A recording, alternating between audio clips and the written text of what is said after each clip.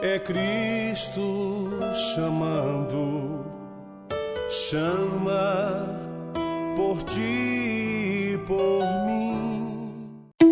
A Real Bus está de volta à estrada. Uma volta responsável e controlada, seguindo todo o protocolo de higiene recomendado pelas autoridades de saúde. Uso obrigatório de máscaras, álcool em gel para todos, higienização completa dos ônibus e renovação do ar a cada minuto durante o trajeto. Se o seu destino for João Pessoa, Campina Grande, São João do Cariri, Serra Branca, Sumé, Monteiro, São José dos Cordeiros ou São Sebastião do Umbuzeiro, conte com a gente. Mesmo em tempos desafiadores, o compromisso da Real Bus é com a sua satisfação.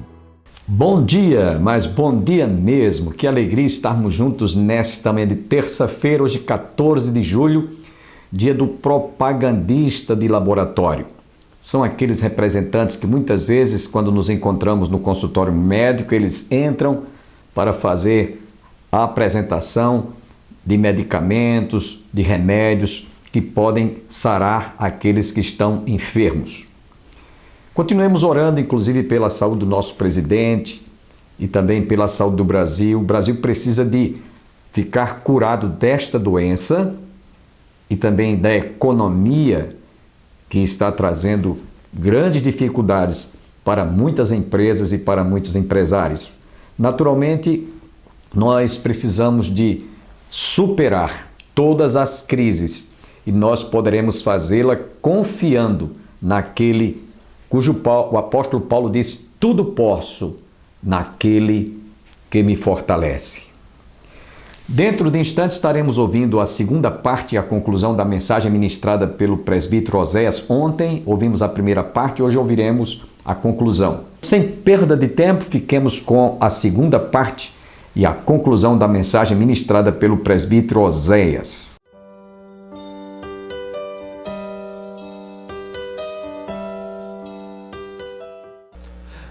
Sabe qual é a ideia para deixar bem fixa para nós? A ideia de bondade. Lembra da história do bom samaritano? Onde alguém conhecedor da lei, aplicador da lei, orientador, professor, alguém que ensinava a lei, um sacerdote, que representava o povo diante de Deus, ao ver aquele homem caído, não lhe presta ajuda. O levita que estava envolvido com toda a parte cultual, com toda a cerimônia religiosa da época de sacrifício e ofertas de culto a Deus, ele também vê aquele homem naquela situação, mas não lhe presta ajuda. Mas passa um homem, sendo ele samaritano, ele teria, alguns tinham aversão, judeu e samaritano, hoje seria a xenofobia que nós vemos aí, pessoas não tolerando outras de outras nações. E aquele bom samaritano, aquele homem samaritano, ele presta ajuda, ele mostra bondade para aquela pessoa que estava totalmente dependente daquele auxílio, daquela ajuda. Também a bondade, irmãos, nós vemos o exemplo de Barnabé, lá em Atos, no capítulo de número lá em Atos, capítulo 15, versículo de número 37, nós vemos um desses atos desse homem chamado Barnabé. Mas não só isso. O texto prossegue: humildade. A ideia de humildade é não ter um conceito elevado de si mesmo. Humildade não era tido, queridos, nessa época de Jesus, como uma virtude. Mas o cristianismo coloca humildade como uma virtude. Lembra daquele centurião? Gente, o homem era um oficial do exército romano.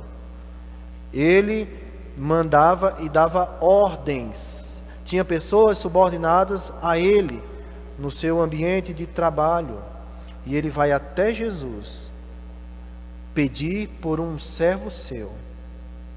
E diz que ele não é digno que o Senhor entre na casa dele. Isso mostra a humildade. Alguém com a alta patente, podemos dizer assim, alguém reconhecido naquela sociedade que exercia autoridade.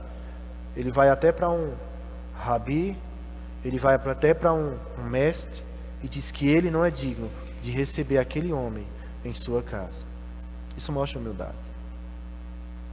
Também nós vemos exemplo de humildade naquela história que Jesus conta, de homens que subiram ao templo para orar. E um desses homens era um publicano, era um cobrador de impostos, que era tido como ladrão, pela forma dele coletar esses impostos, pressionando, cobrando bem mais caro do que deveria. E ele bate no peito, sem levantar a cabeça, dizendo que é pecador. Isso mostra a humildade. É isso que a igreja, que o povo de Deus, que os colossenses deveriam se vestir. Mas não só isso. Paulo continua. Também de mansidão. Sabe, queridos? A ideia de mansidão é a ideia de ceder os direitos, mesmo tendo razão. Um teólogo, Yerbes, ele diz que mansidão era uma palavra que era usada para descrever o vento que abradava o calor, o remédio que curava e o potro domado. Calor intenso, o vento acalmava. O remédio em alta dosagem poderia matar. Potro tinha que ser domado devido à sua força. Todos esses casos implicam em poder, só que poder controlado. O vento pode transformar-se em tempestade. Uma superdose de remédio pode ser mortal. Um cavalo pode soltar-se e fugir, mas esse poder está sob controle. A pessoa mansa não precisa perder as estribeiras, pois tudo está sob o seu controle. Mas não só isso, não só mansidão, mas também paciência, ou como algumas traduções trazem, longanimidade. É um espírito que jamais perde a paciência com o próximo. Nós temos, irmãos, um exemplo de paciência em suas profecias, que é do profeta Jeremias, diante de tudo que ele passou, do profeta Oséias. E a história do profeta Oséias é maravilhosa. Deus fazendo com que aquele homem casasse com uma mulher que veio a se prostituir, e ele, de forma longânima e paciente, trazendo essa mulher de volta para si, mostrando que o povo, e aí mostrava que Deus amava o seu povo, mas o seu povo se prostituiu, mas Deus estava trazendo de volta o seu povo. Também nós vemos a história de Jó, que é um exemplo grande de paciência.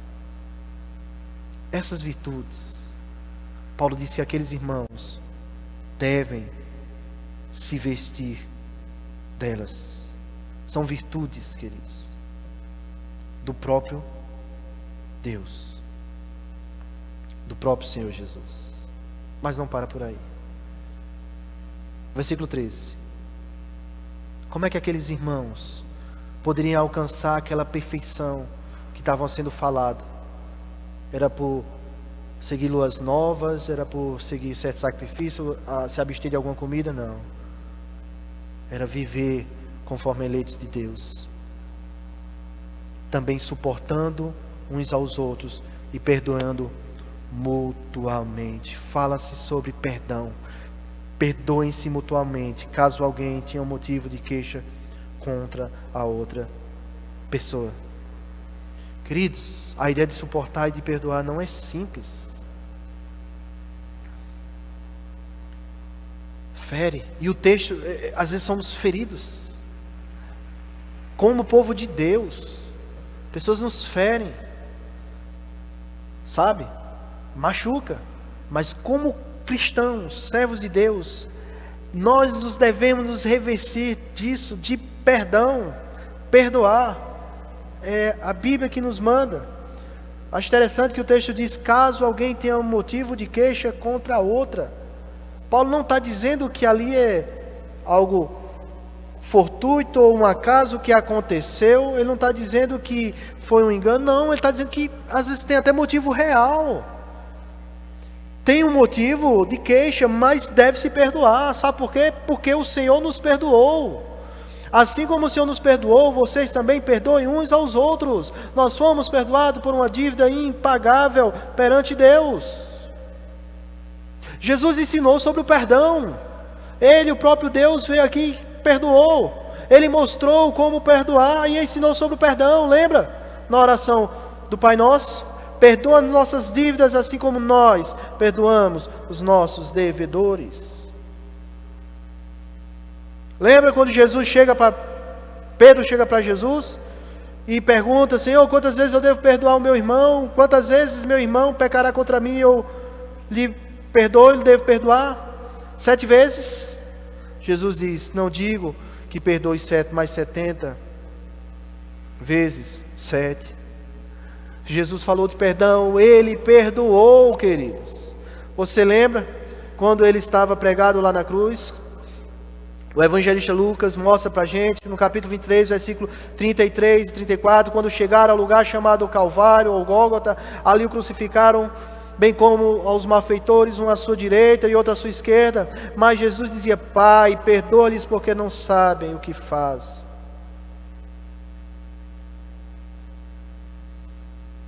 Nós também nos devemos revestir de perdão, perdoar uns aos outros. Mas por que, queridos? Nós devemos. Parece ser um preço muito alto. Quem quiser seguir a Jesus tem que se adequar, queridos, ao padrão dele, porque nós somos santos, nós somos amados, nós somos eleitos por Deus. Nós vimos aqui, queridos, e você pode olhar nos capítulos, nos versículos anteriores, que Paulo fala que nós somos um novo homem, nós estamos revestidos do novo homem, estamos tirando o velho homem. Se o velho homem era aquelas vestimentas ou a forma de viver e caminhar, como Adão que pecou e todos que nasceram após isso, é uma natureza pecaminosa, decaída, longe de Deus. A Bíblia chama Jesus um novo Adão, que é justamente aquele que cumpriu e obedeceu fielmente a Deus. E agora, esse novo Adão, ele nos mostra como nós devemos viver. Se nós devemos ter compaixão, bondade, humildade, mansidão e paciência, como Paulo estava falando para aqueles irmãos lá de Colossenses, Jesus viveu assim. Você lembra? Mateus mostra, lá no capítulo 9, versículo 36, ao ver as multidões, Jesus se compadeceu delas, porque estavam aflitas e exaustas como ovelhas que não têm pastor. Eles têm compaixão. Mas não só isso, ele é humilde e manso. Nesse mesmo evangelho segundo Mateus, capítulo 11, versículo 28 e 29, venham a mim todos que estão cansados e sobrecarregados, e eu vos aliviarei. Tomem sobre vocês o meu jugo e aprendam de mim, porque eu sou manso e humilde de coração, e vocês acharão descanso para a sua alma. Lembra da paciência, da longanimidade do nosso Senhor Jesus?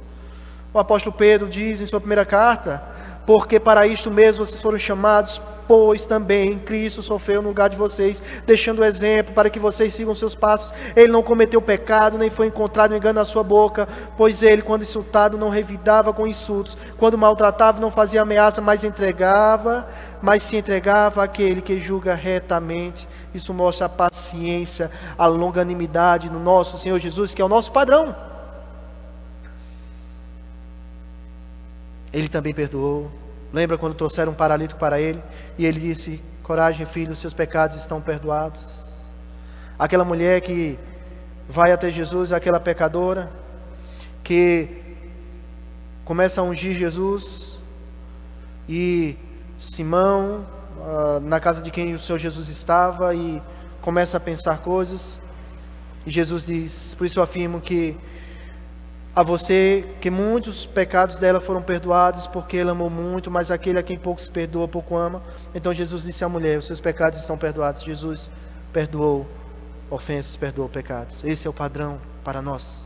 Esse é o padrão para o povo de Deus, para aqueles que são eleitos, santos e amados. Mas com tudo isso que nós devemos nos vestir ou revestir. Versículo 14 diz: acima de tudo isso, porém, esteja o amor, que é o vínculo perfeito, é o vínculo da perfeição. Um dos entendimentos, queridos, ou interpretação, é que o amor é a graça que une, que liga todas essas outras virtudes que nós falamos. Imagine só, o amor como elo, unindo todas essas virtudes. Mas também outra forma de entender esse texto, e também é correta, queridos, como William Hands coloca, o amor é o elo da perfeição, no sentido que é aquilo que une os crentes, fazendo-os prosseguir para frente em direção ao alvo da perfeição. É o amor que nos une como povo de Deus. Percebe que as virtudes aqui é para expressarmos esse cuidado, o carinho de Deus, o amor de Deus às outras pessoas. Não são coisas exclusivamente voltadas para nós, mas sim para o outro. Porque aqui está falando de nós vivermos em comunidade como povo de Deus. O amor. Esse elo, esse vínculo que une, que é perfeito. Jesus disse que o amor seria a marca registrada do seu povo. Que os discípulos seriam reconhecidos pelo amor deles, uns para com os outros. O amor, ele é registrado também como fruto do Espírito, como dom de Deus. E diversos outros escritores falam sobre o amor. Pedro fala do amor. O apóstolo João, conhecido como o apóstolo do amor, fala sobre o amor. Há um pensamento, uma frase muito bela sobre esse amor que a Bíblia manda nós termos para com os outros, de Werner de Boer, que diz: somente alguém que foi incompreensivelmente amado por Deus, alguém que foi salvo pela cruz de Cristo, será capaz de amar com um verdadeiro amor. Amor divino. Somente alguém que foi incompreensivelmente amado por Deus, alguém que foi salvo pela cruz de Cristo, será capaz de amar com um verdadeiro amor divino. Nós somos chamados, porque somos eleitos, salvos em Cristo Jesus, para amarmos dessa forma. E todas essas virtudes, todas essas qualidades que nós mostramos aqui, refletem Deus, reflete Cristo Jesus, sendo misericordioso, bondoso, humilde, longânimo, sendo perdoador, nós recebendo perdão de Deus. Irmãos, com relação aqui o perdoar mutuamente, perdoar uns aos outros, o Dr. Russell Shedd, ele, citando aquele texto dos dois devedores, um que devia uma soma incalculável, impagável ao rei, ele é preso pelo rei, porque o rei vai executar a sua dívida, e ele pede clemência, pede misericórdia, dizendo que era impossível, que pagaria de alguma forma. Na prática, aquilo era impossível ele pagar. E o rei vai e perdoa.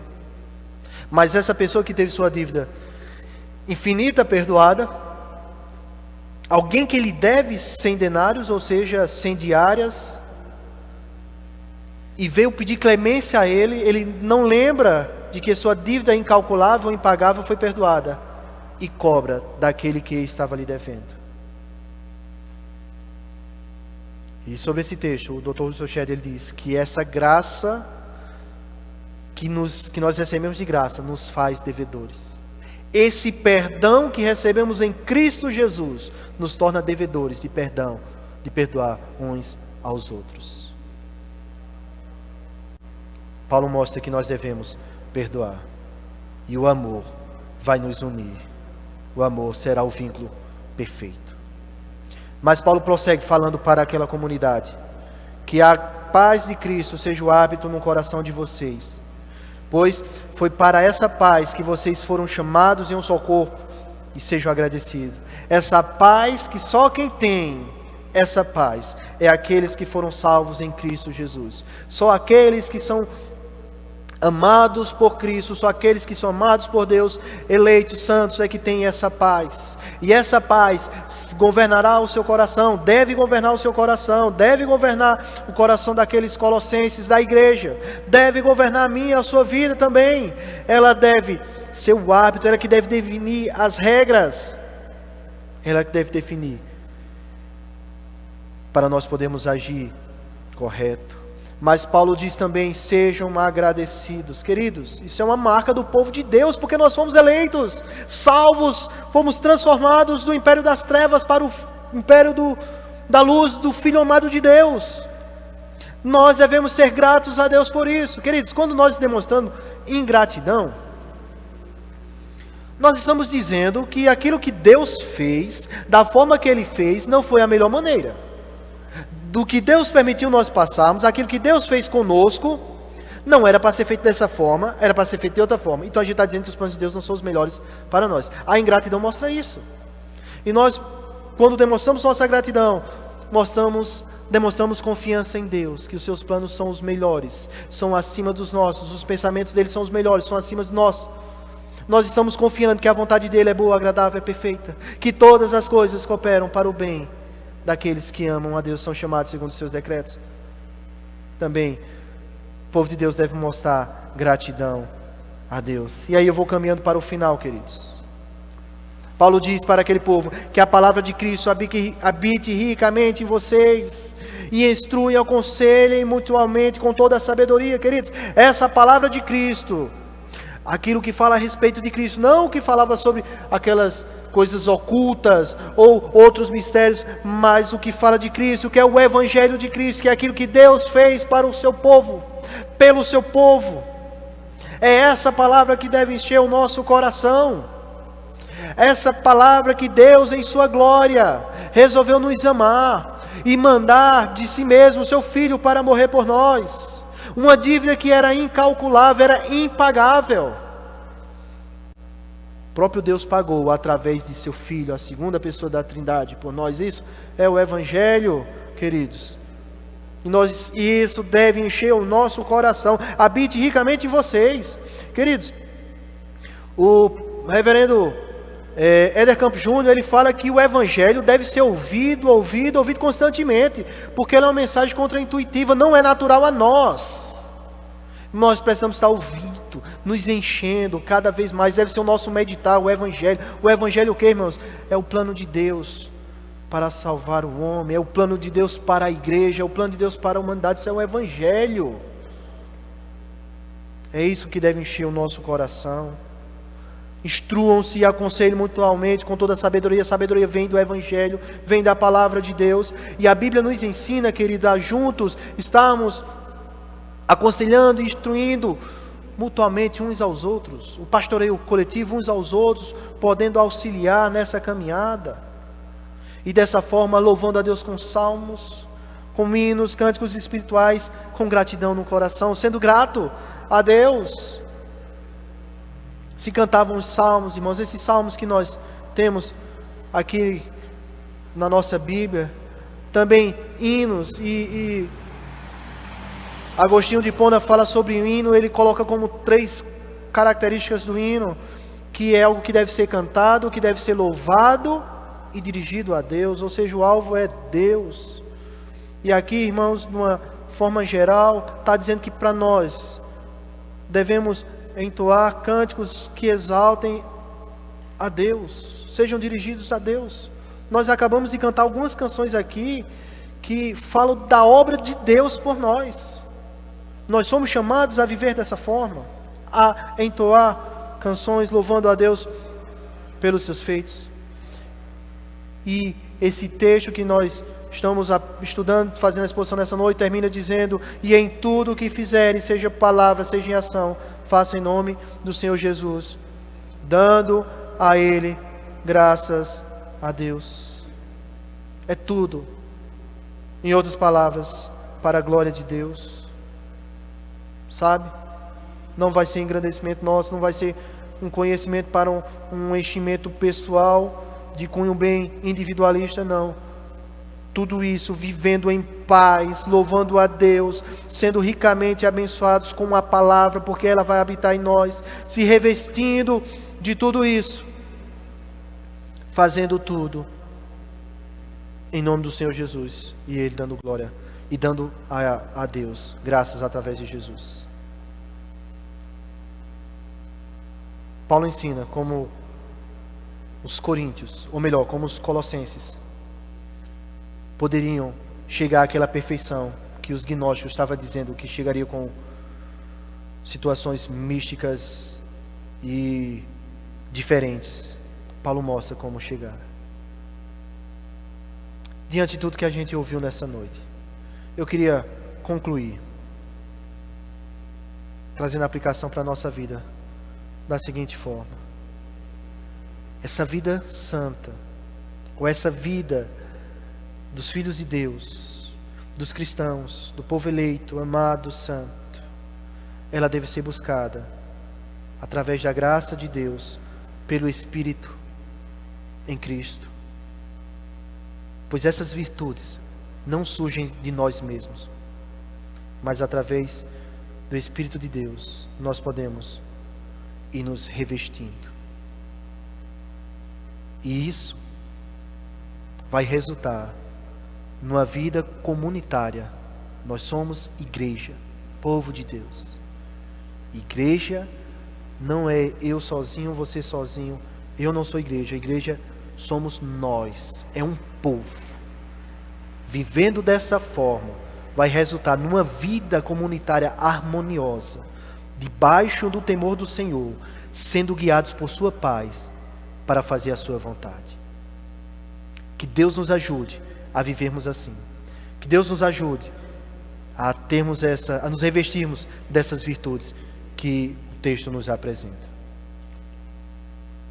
E se você não tem essa fé que nós proclamamos nessa noite: Oséias, eu não sou um eleito, eu não sei. Se você ouvir essa palavra, se você crê em Jesus, confia e entende que você é pecador e precisa do perdão de Deus, isso mostra que você é um eleito de Deus, sabe? Que você ouve a voz do Supremo Pastor, que é Jesus. E você que é cristão, você que é membro aqui da nossa igreja do Calvário Congregado, é chamado, assim como eu, somos chamados a cada vez mais nos revestir dessas virtudes para a glória do Senhor. Amém? Louvamos a Deus por esta palavra tão oportuna para nós nesses dias de tantas dificuldades. Queremos agradecer aqui a participação e a passagem do presbítero Oséias no nosso programa Opção para a Vida. E nós queremos agradecer a você também que nesta manhã abriu o seu coração para receber a palavra de Deus. Até amanhã, se Deus quiser. És a ponte que jaz sobre o abismo, és a fonte dos mananciais, és o doce marulho das águas, do deserto és recanto de paz, tu que reinas acima da morte, és o forte que sustenta a cruz, és o norte que orienta o filho, és o brilho no olhar de Jesus, és o sonho ideal da poesia, que irradia na rima do verso, na candura do meu dia a dia, o segredo total do universo. Eis o berço queimar o pequenino que nasce, eis a face da alma remida, és degrau para a eterna subida, eis a vida, meu Deus.